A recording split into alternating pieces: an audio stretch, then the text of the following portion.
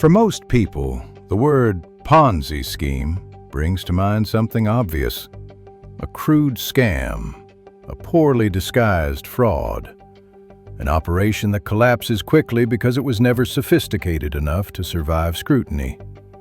But the most dangerous Ponzi schemes do not look like scams at all. They look like institutions. They wear tailored suits. They speak the language of risk management. They produce reports filled with charts, percentages, and complex financial terminology designed not to explain, but to intimidate. Because modern Ponzi schemes are not built to deceive the uninformed. They are built to reassure the educated. The investors targeted by these structures are not naive. They are experienced. They are wealthy. They have seen market cycles, recessions, and collapses before. And that is precisely why these schemes work.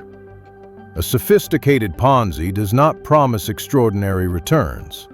It promises stability.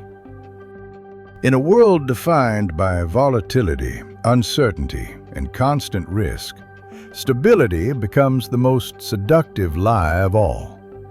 The scheme at the center of this story was marketed as a solution to chaos, a private investment structure designed to operate independently of market noise, low exposure, carefully managed risk, consistent performance regardless of global conditions.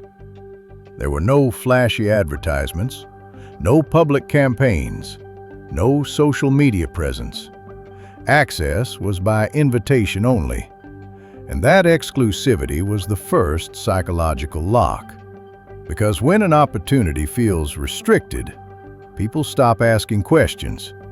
They assume the vetting has already been done, that someone else has verified the legitimacy. The pitch was delivered quietly, behind closed doors, in private meetings, through trusted intermediaries, wealth managers, family office advisors, private bankers, the kind of people whose entire careers depend on not recommending anything reckless.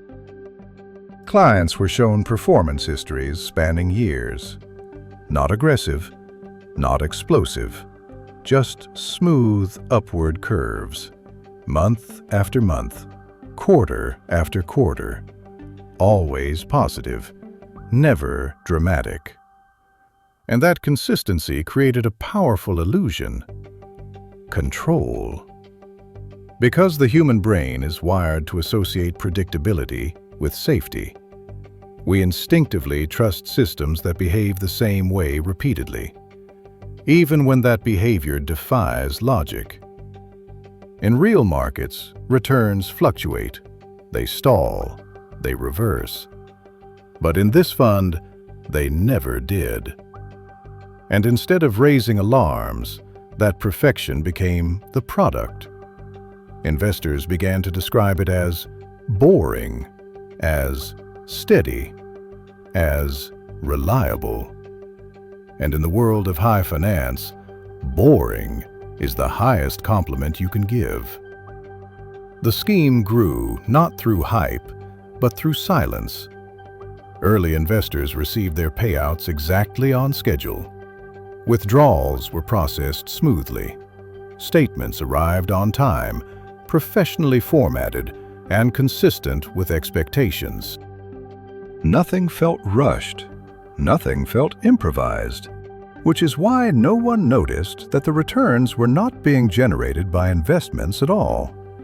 They were being funded by new capital entering the system. But unlike traditional Ponzi's, this one did not rely on exponential growth to survive. It relied on patience. The structure was designed to move slowly, to expand cautiously, to avoid attracting attention. New investors were added gradually. Capital inflows were controlled. Outflows were carefully managed. The goal was not rapid expansion. The goal was longevity. And for years, it worked. Behind the scenes, The architecture of the scheme was becoming increasingly complex. Money did not flow directly from one investor to another. It passed through layers of entities designed to obscure origin and destination. Shell companies registered in multiple jurisdictions. Offshore trusts controlled by nominee directors. Private accounts held in the names of legal entities that existed only on paper. Each layer added distance. Each transfer added confusion. By the time money reached an investor's account, it had traveled through a labyrinth of structures that made tracing it nearly impossible. But none of this was visible to clients. What they saw were numbers on a page, stable numbers, comforting numbers. And as long as those numbers continued to behave, the system remained unquestioned. Because the most effective Ponzi schemes do not rely on greed. They rely on trust. Trust in institutions. Trust in professionals. Trust in systems that appear too complex to be fraudulent. And above all, trust in the idea that something this well-designed could not possibly be fake. But beneath the polished reports and calm reassurances, a dangerous imbalance was growing. The scheme was becoming increasingly dependent on new money, not to grow, but to survive. And while investors believed they were participating in a low-risk, expertly managed fund, they were unknowingly feeding one of the most carefully engineered financial illusions ever created. An illusion that would eventually collapse under its own weight. Not with a bang, but with silence. What made this Ponzi scheme so difficult to detect was not just deception, it was architecture. The system was not built as a single fraudulent operation, but as a layered financial structure designed to look legitimate from every possible angle. On paper, everything made sense. The fund was not one entity, but a constellation of legal structures spread across jurisdictions. There was the main investment vehicle, registered in a well-respected financial center. A jurisdiction known for regulatory credibility, experienced oversight, and a long history of asset management. This was intentional, because legitimacy begins with location. Investors felt reassured knowing the fund was based somewhere that sounded safe, stable, and familiar. But that was only the surface layer. Beneath it existed a second tier, holding companies. These entities did not interact with investors directly. Their role was structural. They owned assets, they held contracts, they signed agreements. And most importantly, they created distance between the fund and the money. Each holding company was registered in a different jurisdiction, chosen not for efficiency, but for opacity. Places with strong corporate secrecy laws, limited disclosure requirements, and slow cooperation with foreign investigators. From there, the money moved again into special purpose vehicles, entities created for a single transaction with no long-term purpose. These vehicles would receive funds, hold them briefly, and then pass them forward. By the time money left this layer, it no longer resembled its original form. It was no longer investor capital. It was intercompany loans, strategic allocations, cross-border investments. Every label sounded legitimate. Every document was technically correct. This complexity served one primary function. It prevented any single observer from seeing the whole picture. Banks process transfers without understanding their origin. Auditors reviewed fragments of financial statements without visibility into upstream flows. Each institution saw something incomplete, but nothing illegal. And that was the genius of the structure. Because fraud does not need to be invisible to everyone, it only needs to be invisible in pieces. At the center of this architecture was the recycling mechanism. New investor money entered the system at the top. It was distributed downward through layers of entities, and then quietly redirected back up to satisfy withdrawal requests from earlier investors. But this recycling was disguised as performance. Returns were not paid directly, they were generated. Statements showed profits from diversified strategies, equities, fixed income, alternative assets, global exposure. In reality, none of these strategies were consistently executed. Some assets existed only on paper. Others were real but vastly overstated.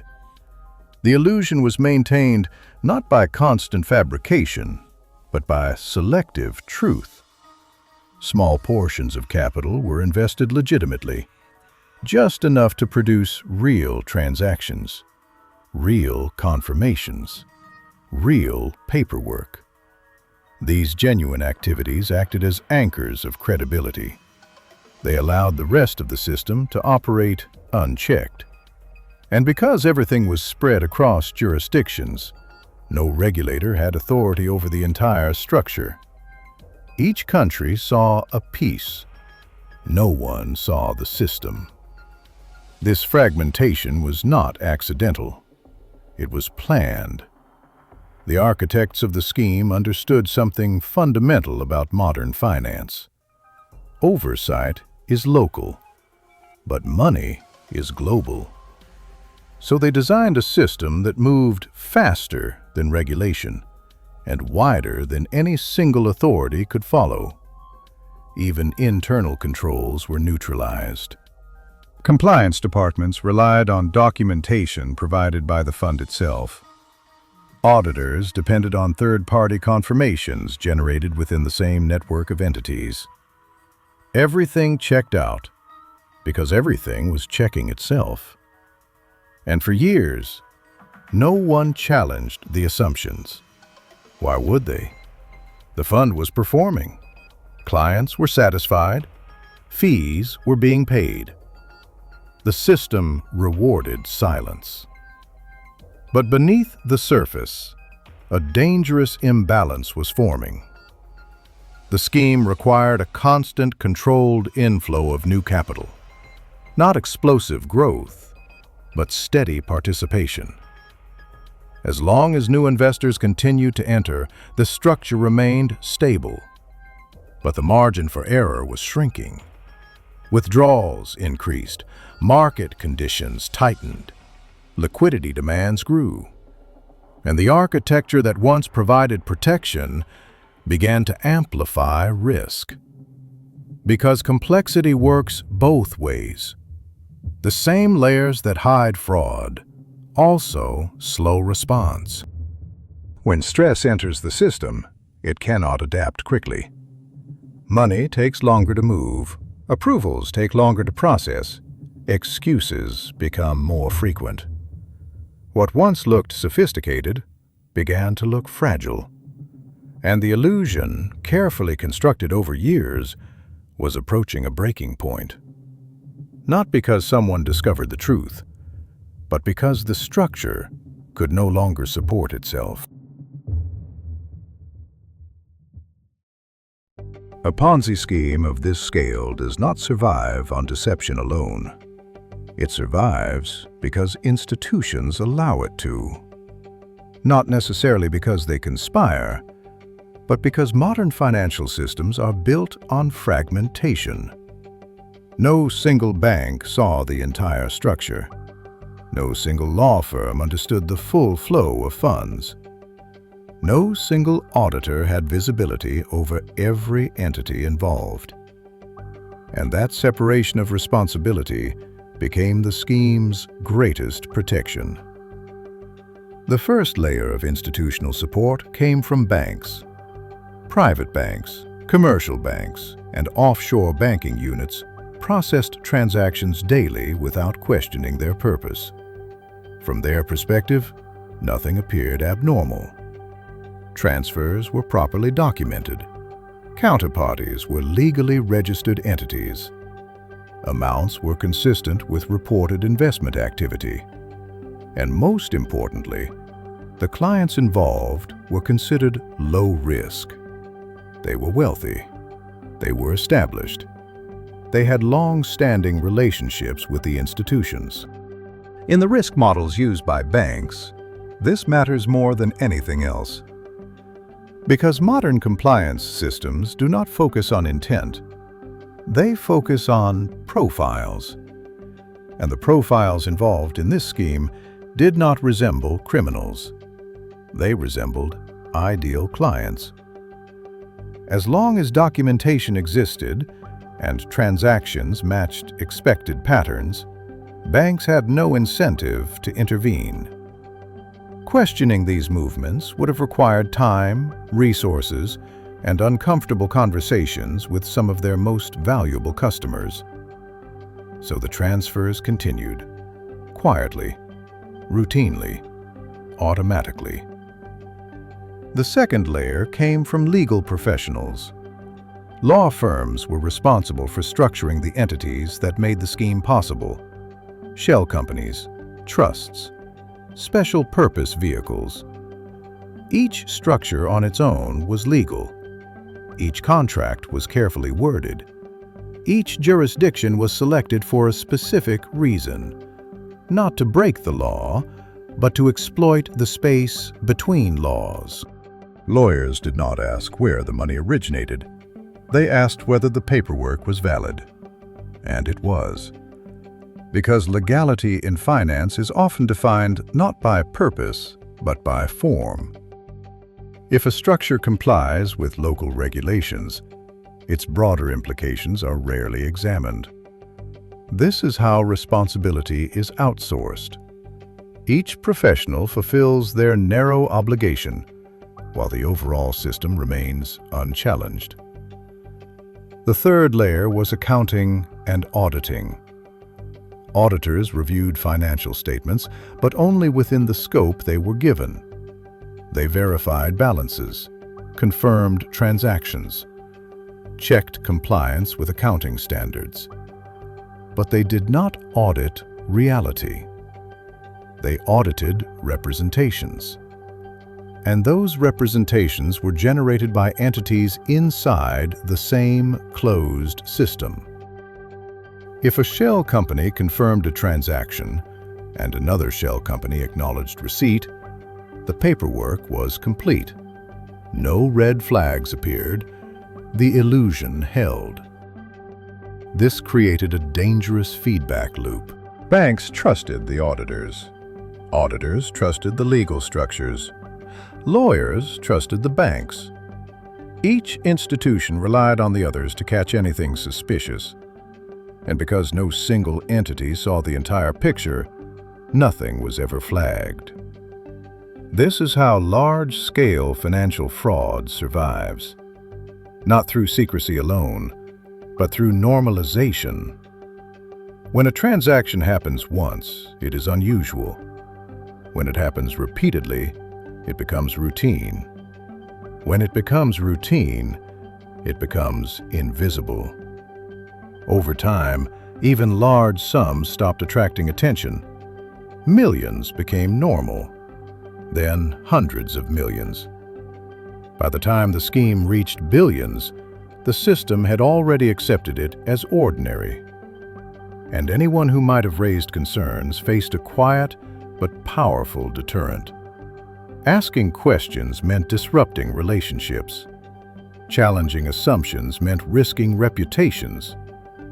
Digging deeper meant becoming responsible for what might be uncovered. So most people chose silence. But because they knew it was a Ponzi scheme, but because the system discouraged curiosity. And that is the most uncomfortable truth of all. This scheme did not succeed because everyone involved was corrupt.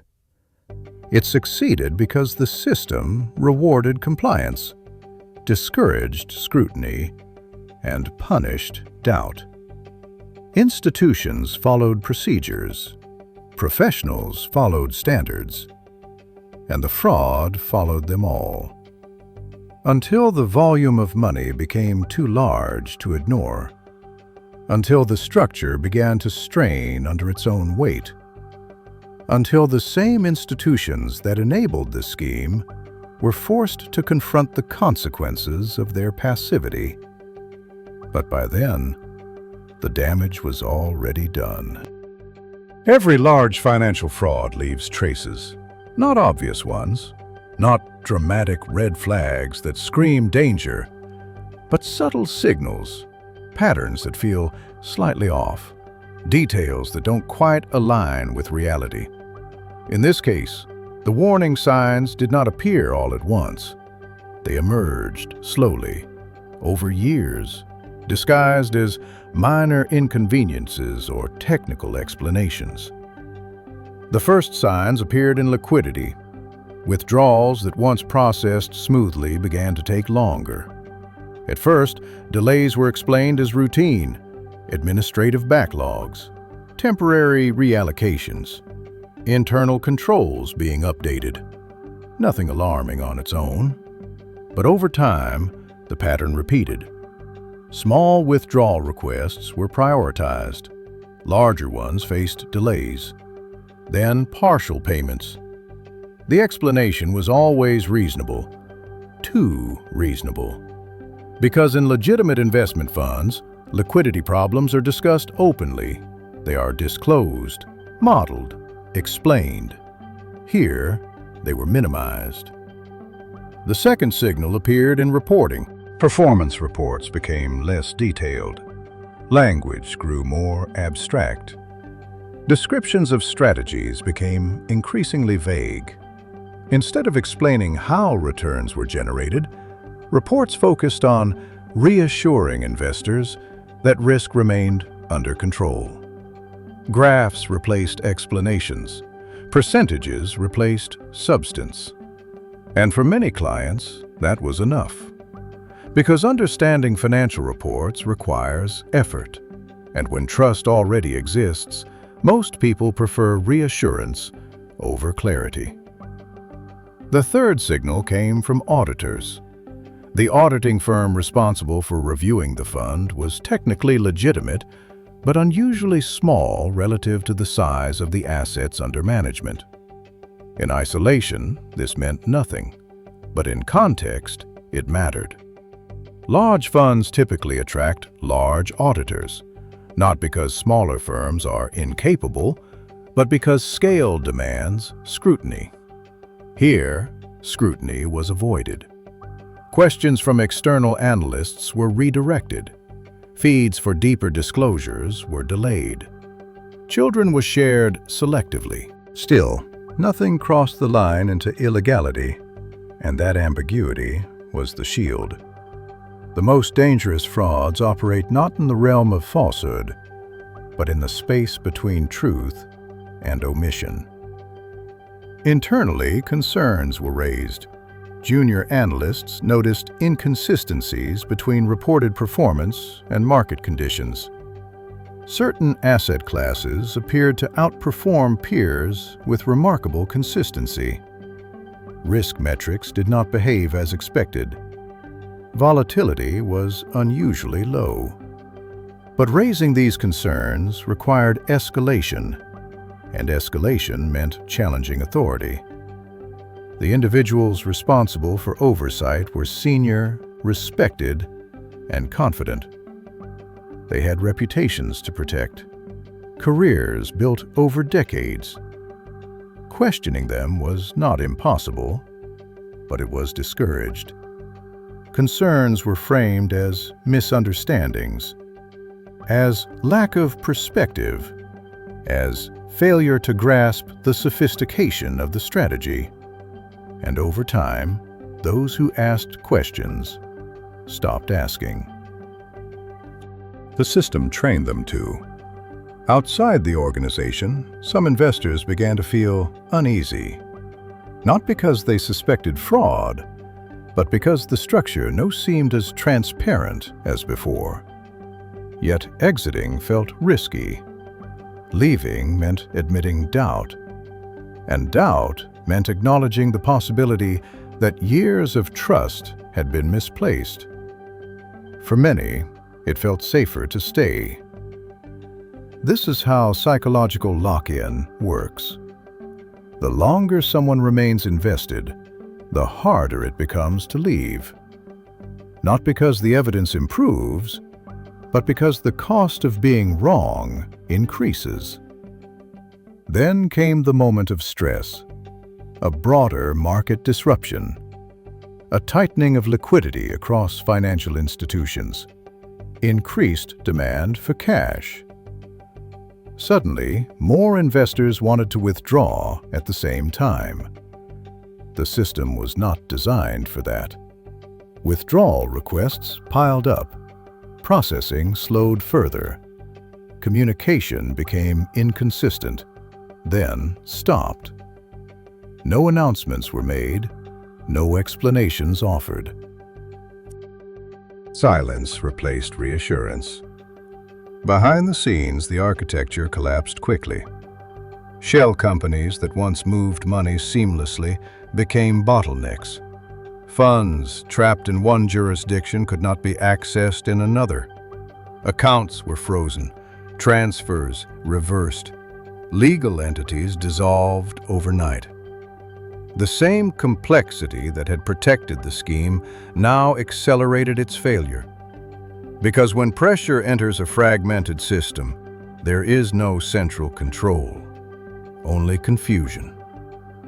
By the time investors understood what was happening, the assets they believed they owned were gone. Not stolen in a single act, but drained slowly over time. The collapse did not make headlines immediately. There was no dramatic arrest, no public apology, just unanswered emails, unreturned calls, and statements that no longer mattered. $3 billion had vanished, and most investors would never recover their funds. But the most unsettling part of the collapse was not the loss itself. It was how quietly it happened. No alarms, no sirens, no definitive moment. Just the gradual realization that the system they trusted had never existed in the first place. After the collapse, many investors expected consequences. Arrests, trials, prison sentences. That is how justice is supposed to work. But in large financial frauds, justice rarely follows expectations. Investigations were opened. Regulators requested documents. Law enforcement agencies began their reviews. And slowly, the same complexity that protected the scheme during its operation began to protect those behind it. Responsibility was impossible to assign. The fund itself no longer existed. The shell companies had been dissolved. Key executives had resigned or relocated. Every critical decision had been distributed across committees, legal entities, and jurisdictions. No single individual could be shown to have controlled the entire operation. And in modern legal systems, intent matters more than outcome. Prosecutors needed to prove not just that money was lost, but that specific individuals knowingly committed fraud. That proof never fully materialized. Emails were ambiguous. Decisions were framed as strategic. Warnings were buried under layers of plausible deniability. Each participant could claim they acted within their professional scope. The bankers processed transactions. The lawyers drafted structures. The auditors reviewed statements. No one admitted to understanding the full picture. And in many cases, that was true. The system had been designed to fragment knowledge. This is why accountability evaporated. Because modern financial fraud does not rely on secrecy alone. It relies on diffusion. When responsibility is everywhere, it is nowhere. Settlements were reached quietly. Fines were paid without admissions of guilt. Reports were sealed or heavily redacted. Some investors recovered a fraction of their losses. Most did not. The public moved on. And the individuals who designed the system did not disappear. They resurfaced under new names, in new funds, with new structures. Because the skills required to build a Ponzi scheme of this scale are the same skills valued by the financial industry. Complex structuring, jurisdictional arbitrage, regulatory navigation. These are not criminal talents. They are professional ones. And that is the uncomfortable reality. The system does not fail because bad actors exploit it. It fails because it rewards the behavior that enables exploitation. Secrecy is profitable. Complexity is defensible. Opacity is legal. As long as financial systems prioritize form over substance, fraud will always find a place to hide. The next scheme will not look like the last one. It will have a different name, a different structure, a different pitch. But it will rely on the same principles. Trust without transparency. Complexity without accountability. Institutions without responsibility. And when it collapses, the story will repeat. Investigations, statements, silence. Because at the highest levels of global finance, crime does not always look illegal. Sometimes it looks perfectly normal. And that is why this was never just a Ponzi scheme. It was a demonstration of how easily legitimacy can be manufactured, how trust can be engineered, and how billions can disappear without anyone being held accountable. This is not a warning about one fund or one group of people. It is a warning about a system that allows financial crimes to exist in plain sight. Shadow finance, where crime meets capital.